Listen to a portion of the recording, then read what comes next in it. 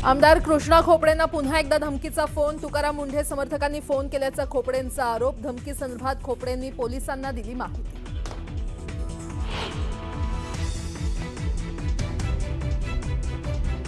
मुख्यमंत्री फडणवीस सावजीसारखे तिखट आणि नागपुरी संत्र्यासारखे गोड. उपमुख्यमंत्री एकनाथ शिंदेंकडून फडणवीसांचं तोंड भरून कौतुक.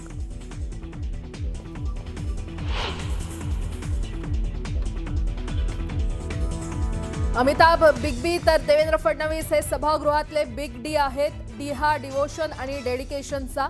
शिंदेंकडून मुख्यमंत्र्यांवर कौतुकाचा वर्षाव.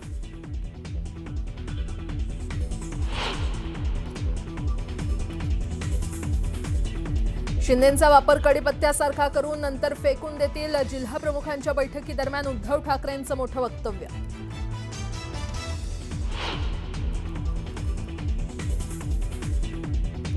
मुंबईतल्या अधिवेशनावेळी पडळकर आणि आव्हाड समर्थकांमध्ये झालेल्या गोंधळाचा अहवाल आज विधानसभा अध्यक्षांना देण्यात येणार. शासनाकडून याबाबत कठोर भूमिका घेतली जाण्याची शक्यता.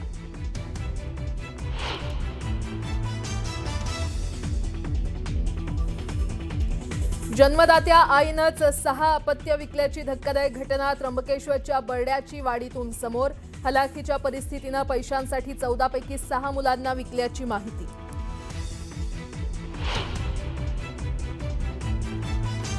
महाड तालुक्यातील नांदगाव बुद्रुक गावात जमिनीच्या वादातून 2 कुटुंबात हाणामारी. दोन्ही बाजूंनी पोलिसात तक्रार दाखल.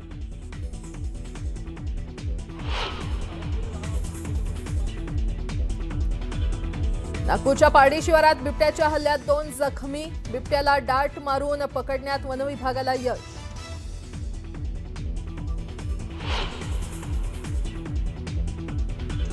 गोव्यातल्या आग लागलेल्या रोमिओ लेन क्लबवर बुलडोझर कारवाई. थायलंडमध्ये पळालेल्या लुथरा ब्रदर्स विरोधात जारी केलं ब्लू कॉर्नर नोटीस.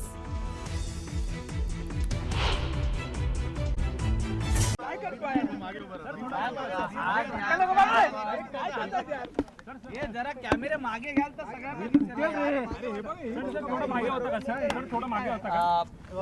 विधिमंडळ परिसरातली ही दृश्य आपण पाहतोय. राज्यभरात बिबट्यांच्या हल्ल्याने नागरिक त्रस्त आहेत. काय आपण नेमकी वेशभूषा सांगू इच्छिता आणि लोकांच्या प्रेम घ्या माझी. आपण पाहतोय हिवाळी अधिवेशन सध्या सुरू आहे आणि राज्यभरात एकीकडे बिबट्यांनी धुमाकूळ घातला असताना विधिमंडळ परिसरात बिबट्याचा वेश करून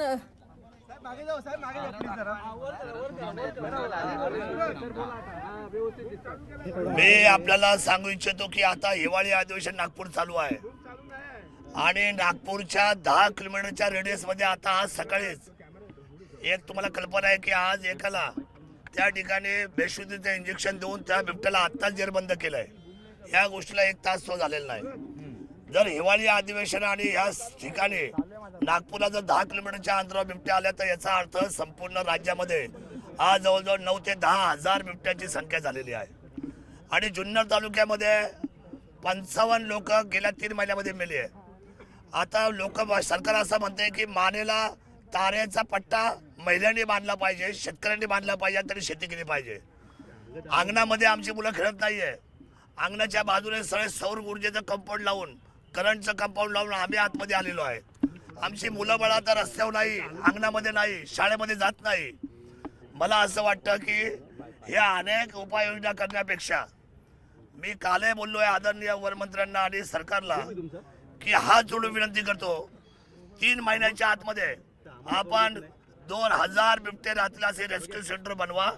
1000 मध्ये मादी, 1000च्या पिंजऱ्यामध्ये मादी आणि 1000 मध्ये नर, जेणेकरून नसबंदीचा पण विषय मिटेल. आणि वाईल्ड लाईफ वाल्यांनी सांगितलेलं की आम्ही ह्या सगळ्या लोकांना सांभाळण्याचे तुम्हाला आम्ही पैसे देतो, त्यांची तजवीज आम्ही करू, त्यांचं हॉस्पिटल आम्ही बांधू.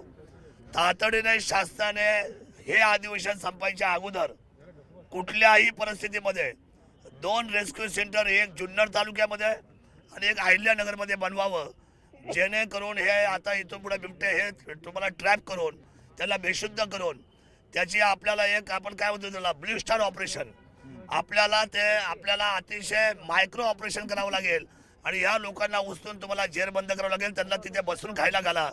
आज तुम्ही म्हणता की शेळ्या सोडणार, शेळ्या सोडून होणार नाही. त्या शेळ्या मुळात हे लोक जंगलातच राहत नाही. ही लोक जी राहतात ही सर्व राहतात उसाच्या आणि आमच्या घराजवळ. जंगलाचा प्रश्नच राहत नाहीये.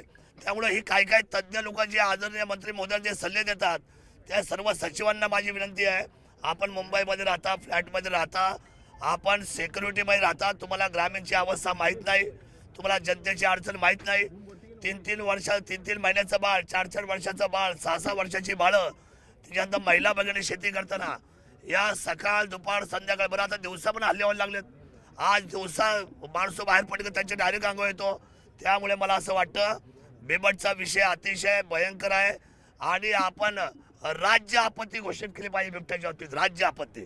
आणि राज्य आपत्ती घोषित करून तातडीने मुख्यमंत्र्यांनी सुमोटो आजच्या आज निर्णय केला पाहिजे की 2 रेस्क्यू सेंटर, हजार बिबटे आपल्याला जेरबंद करतील आणि जेरबंदची मोहीम ही राज्य शासनाने राबवली पाहिजे आणि कोणत्याही परिस्थितीमध्ये या बिबट्यांचा बंदोबस्त केला पाहिजे. इथून पुढे एक सुद्धा बळी सर्वसामान्य शेतकऱ्यांचा आमच्या आम जनतेला मान्य नाही.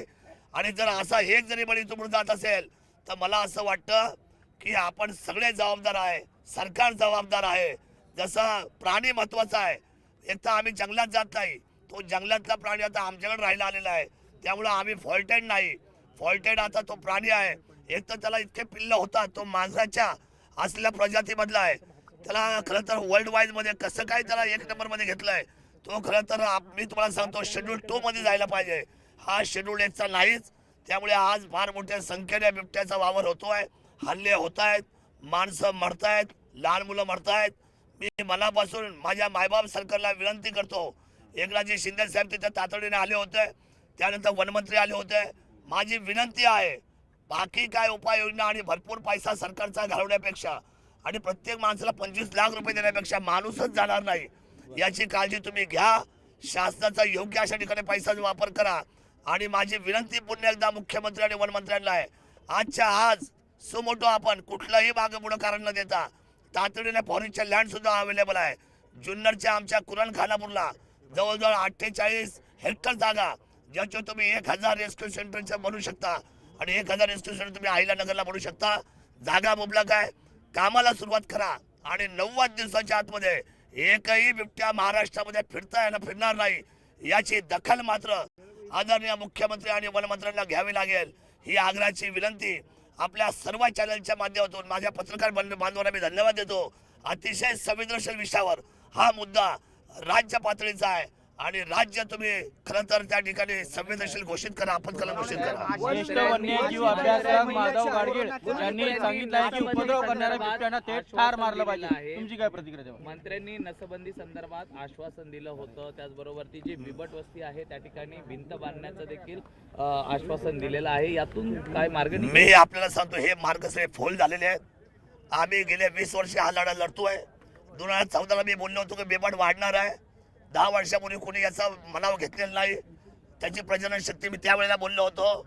मला त्यावेळेला माहीत होतं की लांब पल्ल्याचा हा सगळ्यात मोठा धोका आहे. शासन त्यावेळेला मनाव घेतलेलं नाही. त्यावेळेला बिबट सफारी मी मागितली होती. बिबट सफारीमध्ये 25 ते 30 फक्त बिबट्या बसतात, पण आता हजारोच्या संख्येने झाल्यामुळे मला असं वाटतं गाडगीळ साहेबांना कदाचित ही गोष्ट माहीत नसावी. सर्वसामान्य माणसाचं जीवन धोक्यात आलंय. शेत्या आमच्या आता उजाड झालेल्या आहेत आणि कुठलाही शेतकरी काम करायला मागत नाही. जीवाच्या भीतीने दिवसा हल्ले होतात, सायंकाळी हल्ले होतात, रात्री हल्ले होतात, पहाटे हल्ले होतात. या भिंती बांधणं, शेळ्या सोडणं या उपाययोजना होऊ शकत नाही. नसबंदी करण्याच्या पेक्षा आणखी आपली ताकद वाया घालवण्यापेक्षा 2 रेस्क्यू सेंटर उभे करा. ते दिसतील त्यांचा पाठलाग करा. त्यांना बंदुकीची ती गोळी कोणती बेशुद्ध करण्याची इंजेक्शन मारा आणि त्यांना तातडीने तुम्ही उचला आणि सर्वांना जेरबंद करा. 1000 बिबट एका बाजूला मादी आणि एक बाजूला नर असे तुम्ही वेगळे केले तर तुमचा नसबंदीचा विषय संपून जाईल. काही बिबटे रेस्क्यू सेंटर मध्ये, खासगी रेस्क्यू सेंटर मध्ये सोडण्याचं आश्वासन दिलं होतं. सह्याद्रीच्या त्या जंगलांमध्ये काही सोडण्याचे आश्वासन दिले. यातनं तोडगा निघेल का असं वाटतं तुम्हाला? बिलकुल नाही. एकही बिबट्या एकही जंगलामध्ये राहत नाही. सगळा आता तुम्हाला मी शुगर कॅन मध्ये राहतो, साखरेच्या ऊसाच्या शेतामध्ये राहतो, तो आमच्या घराजवळ राहतो. एकही बिबट्या जंगलामध्ये राहत नाही. शेळ्या सोडून तेवढं काही फायदा नाही. शेळ्यांच्या चोऱ्या माऱ्या होतील, शेळी लोकच घेऊन जातील. तिथं बिबट्या काय तो घेणार नाही. आशिष शेलार म्हणतात की जसं कोरोना होता त्याला ट्रीट केलं गेलं त्याच पद्धतीने या बिबट्यांना ट्रीट करायला पाहिजे. नाही म्हणजे कसं ट्रीट केलं पाहिजे. कोरोनाला समजा आपण इंजेक्शन दिली होती लोकांना, बेंबीमध्ये दिली होती ना, बेंबीमध्ये इंजेक्शन दिली होती कोरोनामध्ये. आता यांना आधी पकडा तर खरं, मग यांना कुठले इंजेक्शन द्यायचे आपण ठरवू. पण वन विभागाचं शून्य नियोजन आणि दुर्लक्ष यामुळे हा सगळा नाही आता मनावर नाही घेतलं ना. कालपर्यंत काय चाललं होतं, टिंगल्या चालल्या होत्या, मस्करी चालली होती. माझ्यासारखा माणूस 2014ला 15ला 16ला विधान भवनमध्ये बोलायचा तर मला सगळे लोक म्हणायचे, हसायचे, म्हणजे बघा हा बिबट्याला बिबट्याच बोलणार आहे. पण बिबट्या किती संकट आहे हे आज त्यांना कळालेलं आहे. आज काल तुम्ही जर पाहिलं असेल विधान भवनामध्ये जवळजवळ 288 पैकी जवळजवळ 101 आमदार बिबट्याच्या भीतीने सभागृहामध्ये गोंधळ घालत होते. याचा अर्थ हा दूरदृष्टीचा होणारा सगळ्यात मोठा आपल्यावर होणारा आघात आहे हे मी 2014 पासून ओळखलं होतं. म्हणून आता माझी विनंती आहे, आज सकाळी जर तुम्ही तुमच्या टीव्ही चॅनल ऑन केले नागपूरमध्ये सकाळीच आज काय परिस्थिती होती. 3 तास तुमचे ऑपरेशन चालू होतं त्याला पकडण्यासाठी. जीवाचा आकांत करून एक बिबट्या पकडायला तुम्हाला 3 तास लागले. आमच्याकडे हजारो आहेत.